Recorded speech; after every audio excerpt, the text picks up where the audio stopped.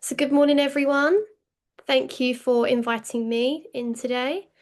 My name is Emma Boswell, and I work for the Deafblind UK charity and the Usher service. So, I've worked in the Usher service for about 19 years, so quite a long time. Um, and I provide information, advice, how to live well with Usher syndrome. Um, Yeah, I do like Zoom meetings with my colleagues as well, Claudia. So she works part-time alongside with me. So I'm using two interpreters today, and the three of us are quite new to each other, which means that obviously picking up voiceover and information might not always be accurate. So we're just going to take it at a slower pace, if that's okay. That's fine. Lovely. So if anyone's got any questions, they want to interrupt, please interrupt at any time. Obviously, just remember I can't see people in the room, which means I'm having to rely on my interpreters to let me know if there is a question. Okay. So when I'm currently looking at my laptop, I've got a bigger screen next to me as well, which the interpreters are on, which means obviously my eyes are going to be diverting over to the interpreters, just to let you know. Um, I don't have a PowerPoint with me today. I don't have any PowerPoint slides or materials or anything like that. All the information is coming from my brain, obviously because I can't read very well. I've lost my reading sight. So I'm here today to explain the different types of deafblindness, ushers, and how obviously that has an impact and how we can support with that. Okay. Yeah, perfect. Can you hear everything okay? Is the pace okay? That's all fine. Yes, thank you. Lovely, perfect. So I'm going to tell you a bit about the two different types. You've got deaf blindness. First one is from birth, and the second one is acquired throughout life. And obviously, both are linked to eyes and ears, but the first one that we're going to talk about from birth. So it just gives you a good sort of understanding of what each one is. So when you're born deaf and blind, um, that obviously means you've lost sight of and hearing and sight loss.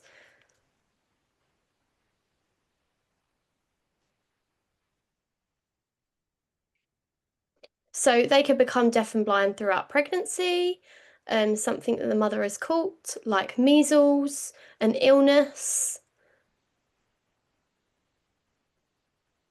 or it could be genetic. Some deaf-blind people might have charge syndrome, which means that they're affected both visually and with their hearing. Could be eating, stomach. There are other things that are involved in that, but it really all depends.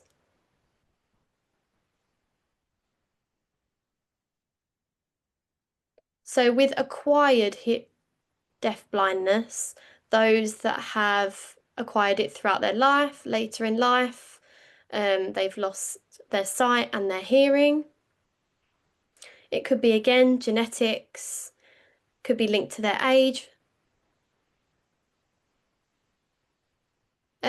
A lot of older people seem, they lose their hearing and their sight through their age. And some can be through illnesses, trauma, accidents. There are a lot of different reasons why someone might become deaf and blind. Another example could be a person who is already deaf and blind, They could develop ear infections, so that then causes them to lose that sense. For a deaf person, they could develop an eye an eye issue, for example, retinal, some linking to their retina could be an issue there, which means that they would lose their sight. And obviously it can be quite life-changing for them. With Usher syndrome, you might already know a little bit about it or not know. So I just want to ask, in the room, do you think Ushers is something you are born with or acquired later in life? What do you think? Do you think it's something you're born with or acquired? Both, either. So we think either. It's genetic. I'd say you were born with it. Oh, and then we've got one person that says genetic.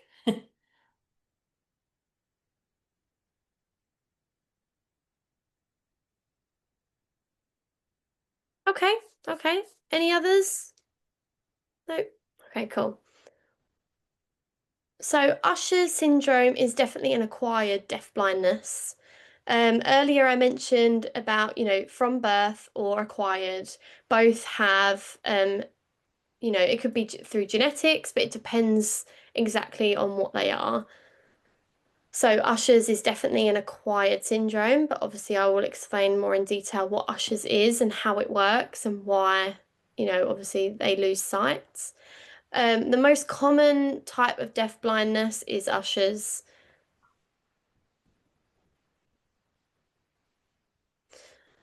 So Usher's means obviously both your eyes and your ears are affected.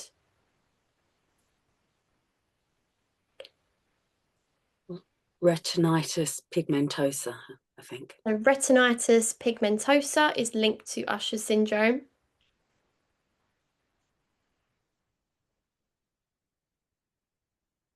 So for short, we'll call it RP.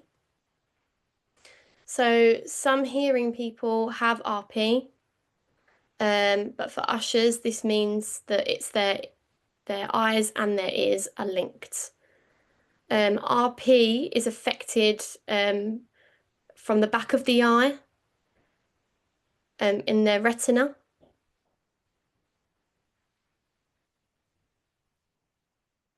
And it's just not working properly behind the eye.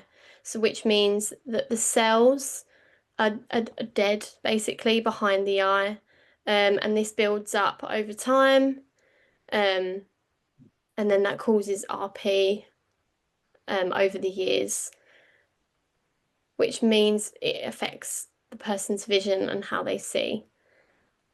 In a normal eyesight, the back of their eye, everything works, the cells and everything renew all constantly, all the time. But for someone with Ushers, their RP, they're all dead.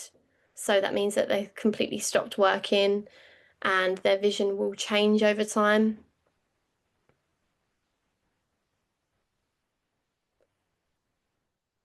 So RP could be double tunnel vision, could be night blindness. It could be sort of seeing sort of objects in front of you. It's very difficult to see with bright lights. So that is what RP is. With Ushers, there are obviously different types within the syndrome. There are different types of Ushers. Do you know how many different types of Ushers there are? Can anyone tell me? 5. So we've got a 5 and a 3.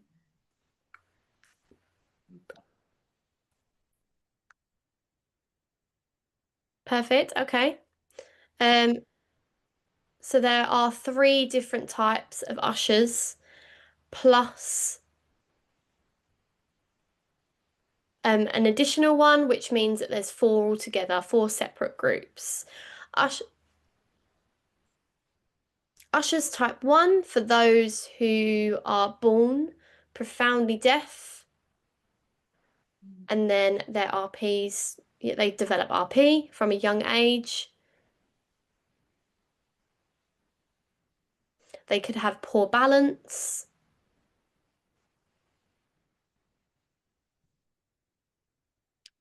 All Ushers type 1, before they used to think that they had poor balance, but recent research has found that there are different types of Ushers that affect balance, and they sometimes can have good balance, so that's quite new information that's recently come out. For older people, most of them use sign language. And then for the younger generation, most of them speak orally, because they might have cochlear implants fitted.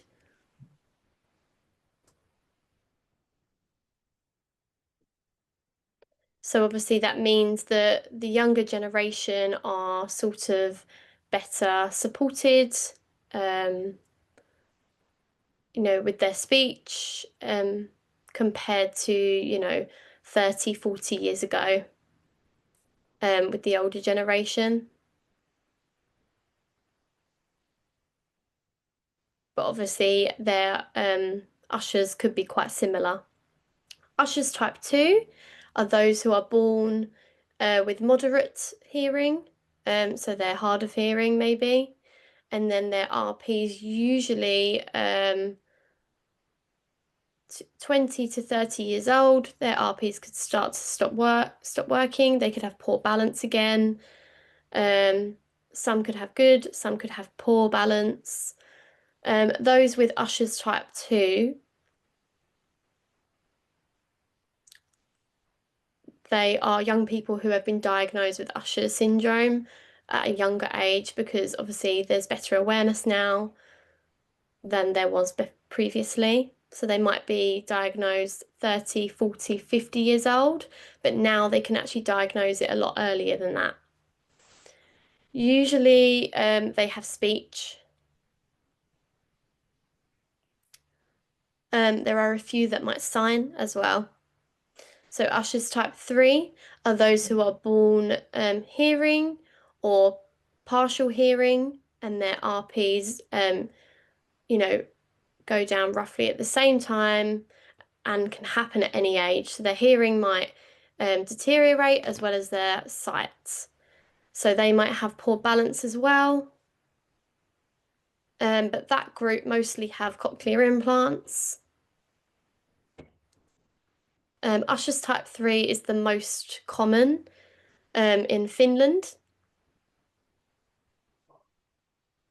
Usher's type 2 is most common worldwide and in the UK.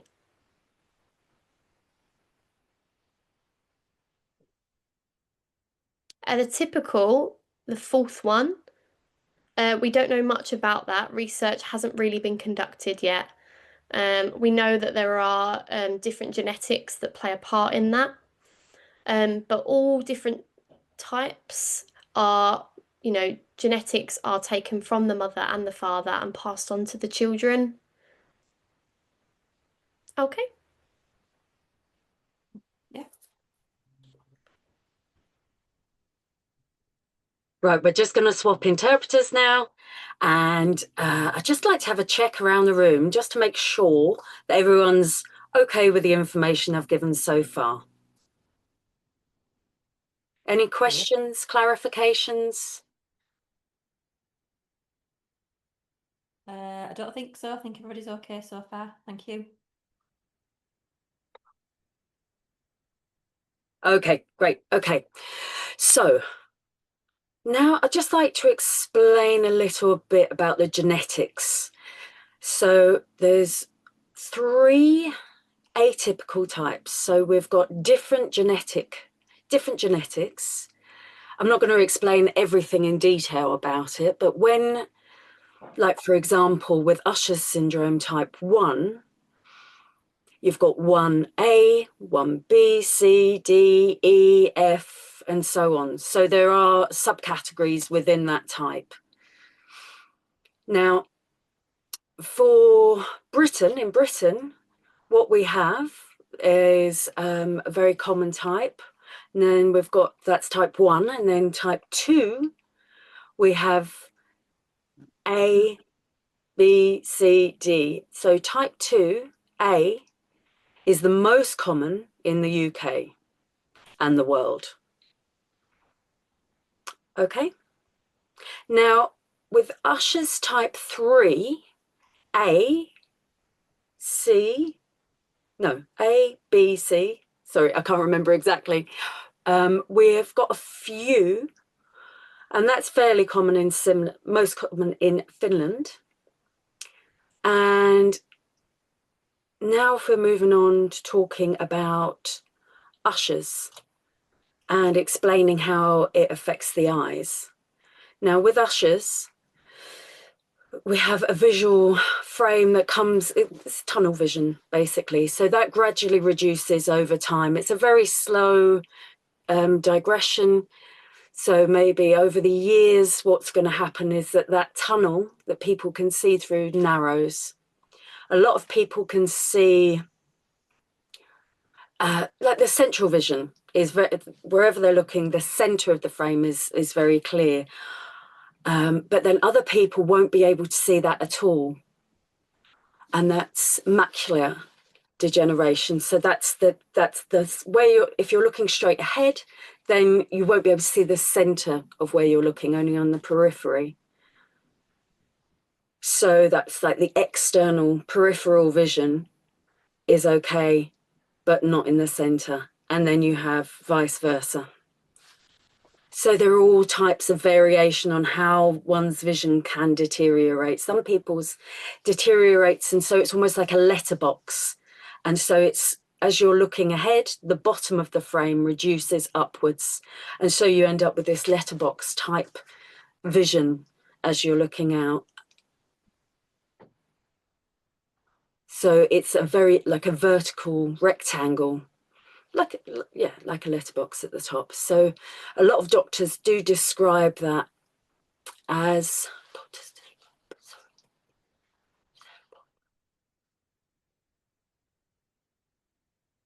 just clarifying something. So when people are diagnosed, they will have a description of what's going on, and they'll be told that, you know, these different possibilities that could happen with their sight loss. Now,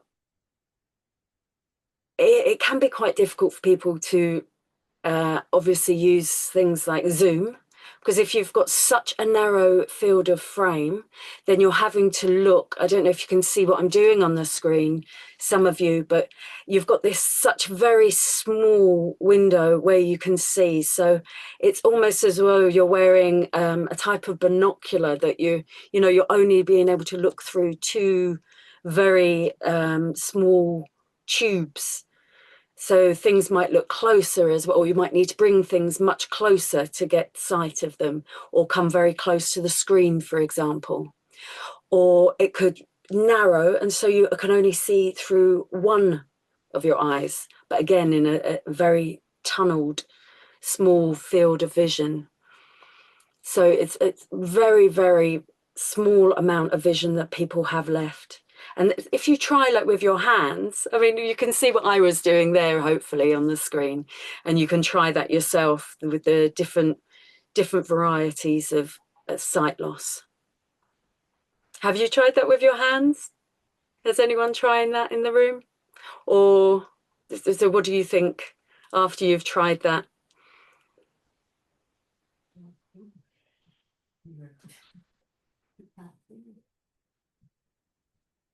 I can't hear what someone's saying there. The interpreter can't hear that. They're too far away. No, we were just they were just saying they can't see what you were demonstrating.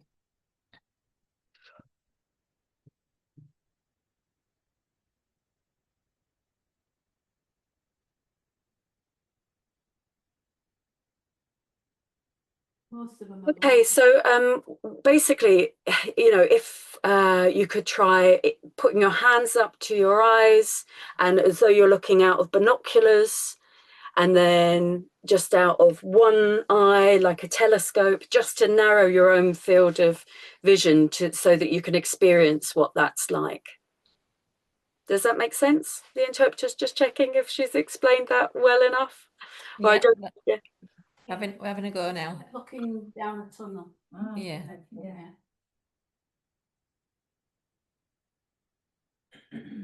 Yes, yeah. It's like looking through a tunnel, yeah. So there's a lot of different varieties in how people lose their sight. Some people would have an extra issue with their eyes. Sorry. Oh, so they could have cataracts. So that means that there's like a film over the front of the eye. So that can develop as well. So an extra issue. Some people can have surgery to remove this, and it is very successful for some, but then for others, it's not successful. For those for whom it works, it could be 2, 3, or 5 years that it's okay for, but then it might deteriorate again. It really varies quite wildly from person to person. There's another issue that a problem that people can develop, and that's macular degeneration. So that can affect one's ability to read as well. Okay? Yeah. Okay. So for some people, as we've said, it affects their balance.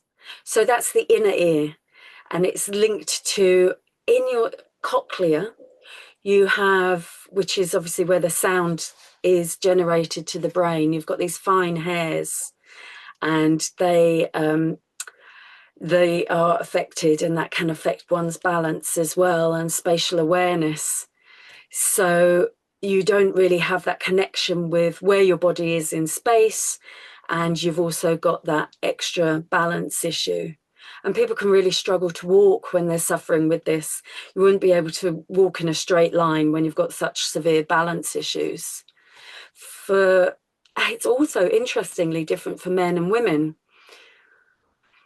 So they have different ways of walking, and that affects how they are. For men, it can be quite a clunky way that they end up walking, quite robotic almost. And for women, they find that they veer more to left and right. So if you're walking on a soft surface, for example, like you're walking on sand, that can obviously make the balance issues worse. Or if it's a rocky, uneven terrain, that can affect you as well. So it means that some people with Usher syndrome really need support when just walking. So it could be a communicator guide, it could be a stick, it could be special aids that help them to actually overcome those issues.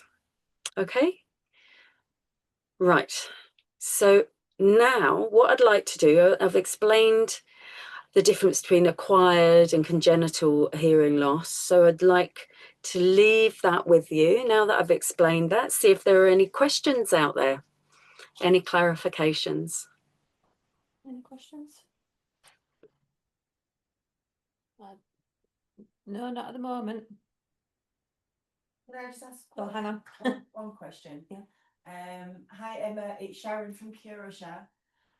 Just a question, how common is it to have balance issues in Usher syndrome type 2A? Because I know generally it's normally type 1 or type 3, but how common is it to have balance issues with type 2A? I say this because I do have balance issues, and I know that it's generally, as a rule, it's not that common, but I don't know if you know anything different than that.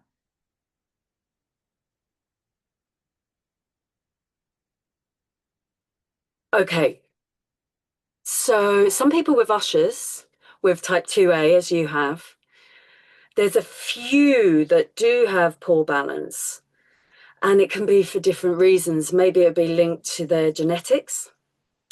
about how their body copes with balance. Other people will have problems, for example, with vertigo. And so with that sort of spinning sensation, that's an inner ear problem. And so that's what causes the balance issues there. Does that answer your question? Yes, thank you. Also, those people with Usher's type 1, as babies, just after birth, they tend to sit up later than others, and they're not very good at crawling along compared with their peers. So that's one of the indicators that people will spot. With 2A, I'm not sure if there's been research into that, but Usher's type 1, we definitely know that about infants, babies and infants. Maybe your parents might be able to give you some information, some clarity over that. Maybe they'd know if you were, delayed walking and crawling, because that's usually what happens. Children, babies with Usher's this type, they tend to crawl and walk later. Does that make sense? Yeah. Is that linked with the balance?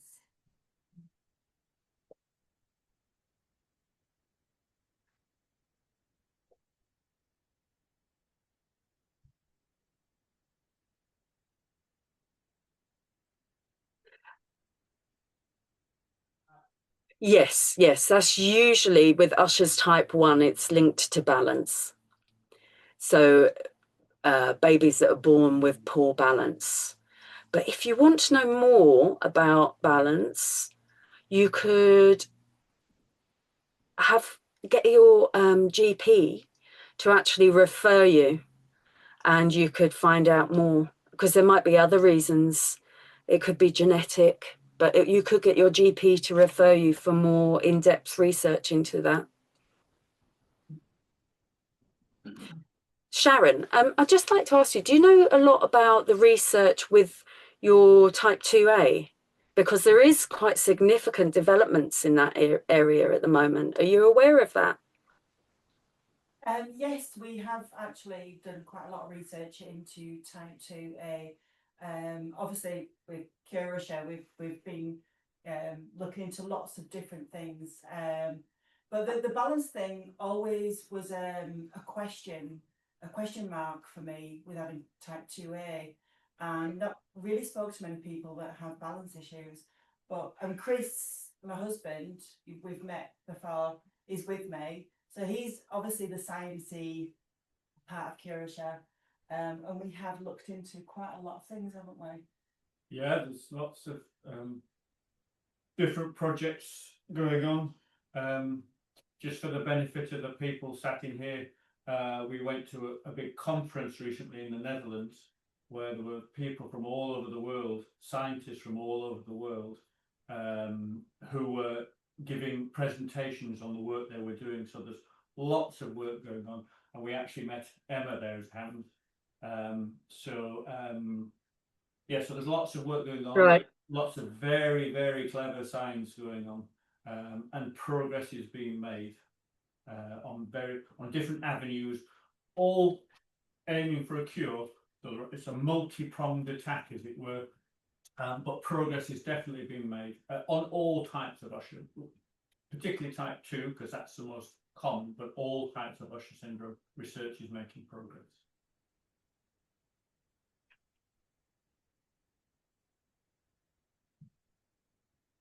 Yes, yeah, that's right. Thanks for sharing that. There's lots of research going on, lots of medical research. So on type 2, 1A, C, lots going on in America, lots of new developments coming through. So in 5 years' time, I think we'll know a lot more information, and we'll have maybe more results from that research. But at the moment, it's still very much a work in progress.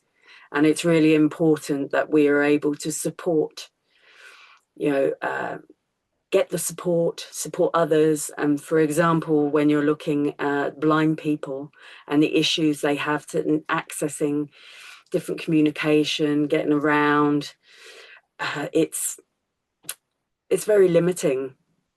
So it really depends on the individual, obviously. There are two sisters, two siblings, exactly the same.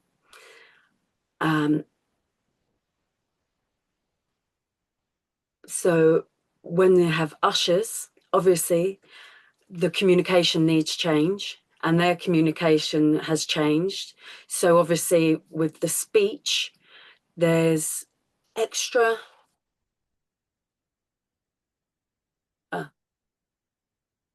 so haptics.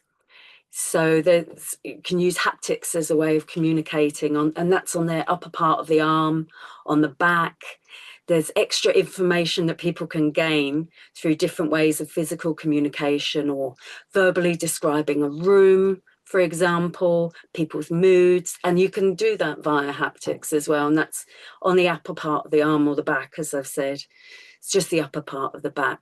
So there are different ways that people can communicate like that. And then there are some people who use speech, they don't sign, but they might use manual alphabet, which is, someone would spell out words onto their hands. So you can communicate, obviously not through sign, but there are other issues. Sorry, Emma, just to interrupt, we're just going to change interpreters, okay? Lovely, thank you.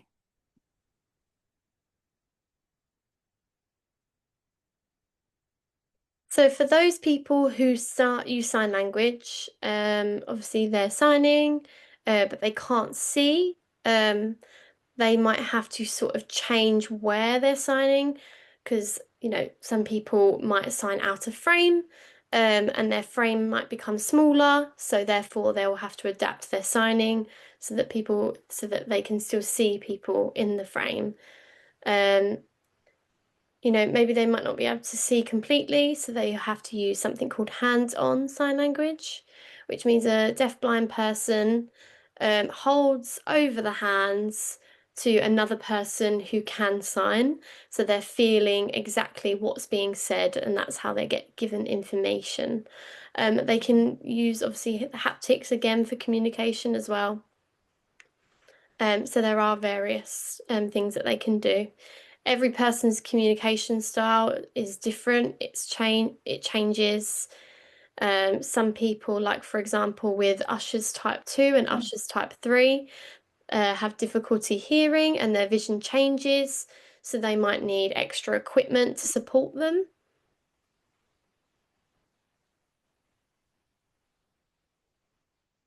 So earlier I mentioned about Usher's type 1 in the younger generation who have cochlear implants is quite similar to type 2 and type 3, but obviously they are a lot younger, which means they might not know, there's not been a lot of research in that area with their vision and how it changes and how it impacts them with cochlear implants. So access to information as well, generally, deaf-blind people find that really difficult. They find it really difficult to access any sort of information as their vision changes. Essentially, it might be fine. They might be able to read, and that could be okay. They could change, to large print, braille. There's all different kinds of ways.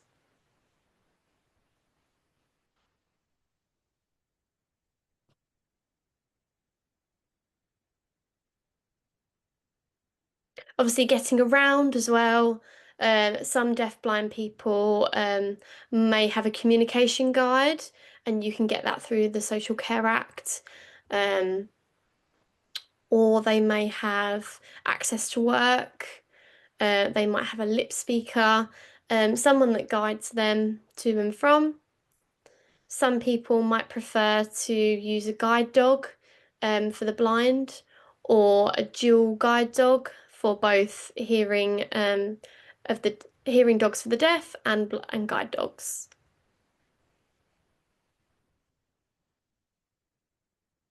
Obviously, you might have to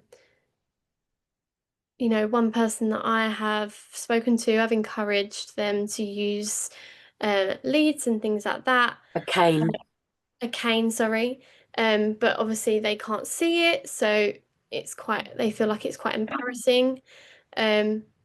So for some people, it does take a bit of time to get used to that, and they need to understand that obviously those are the adaptations for them.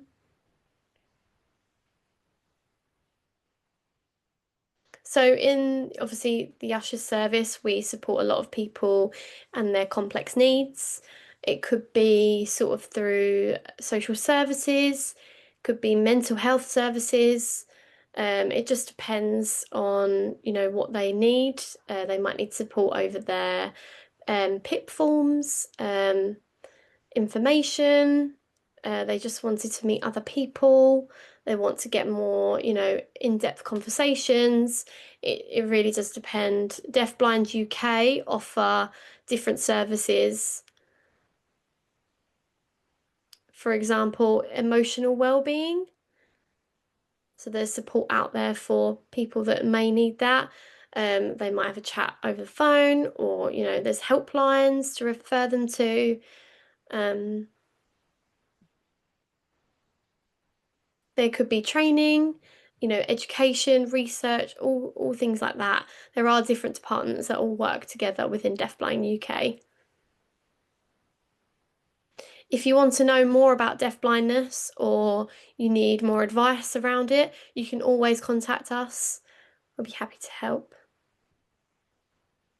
Yeah, so I think I've given you quite a lot of information today. It might be quite overwhelming. So I think now might be a good opportunity for anyone to, ask me any questions or any thoughts you may have. It's open to you.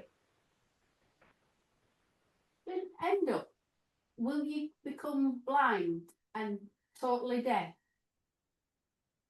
So Sorry, could someone repeat that? I couldn't quite hear it. So is it likely that you would end up completely blind and completely deaf? yeah. Yes, it is. With general deafblindness, obviously that can happen, but with ushers, it's quite rare.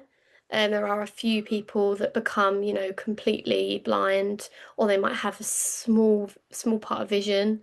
It's very based individually. But with ushers, it is a slow process. So earlier when we spoke about, from if you are born with it, they might not have complete eyesight or complete hearing. So that support is very different. Their support needs would be very different. They would have to learn, through objects, like the feeling of water and things like that. That's how their learning style would be very different to someone that has acquired deafblindness. Some people aren't able to, or they might have additional learning needs. They might find it difficult to learn or to communicate. So every person is very different. It just depends. Any other questions? Is the word usher related to a person, or is it abbreviation of something? Could you repeat that? Sorry, I can't hear anyone in the room. It's going to have to be repeated. Sorry. That's okay. Is the name Usher related to anyone, or where does that come from?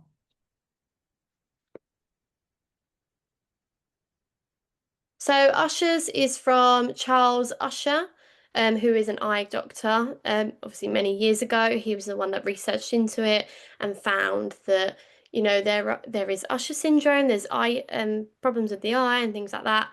And then it just became named after him, Ushers, because of that doctor who sort of, diagnosed that and found it.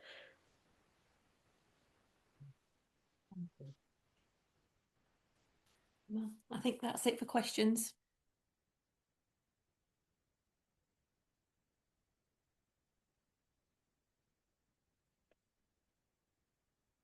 Okay, no problem. Lovely. So if anyone needs to know more about how life adjustments and things like that, I can obviously explain that another time. But yeah, I think I've covered mainly everything there for you. So hopefully you've enjoyed it. But thank you. Thank you for listening as well. Well, thank you for coming along. Thank you. It's been really useful. Thank you so much. I'm going to reclaim host now. Thank you. Okay, thanks a lot. Thank you. you.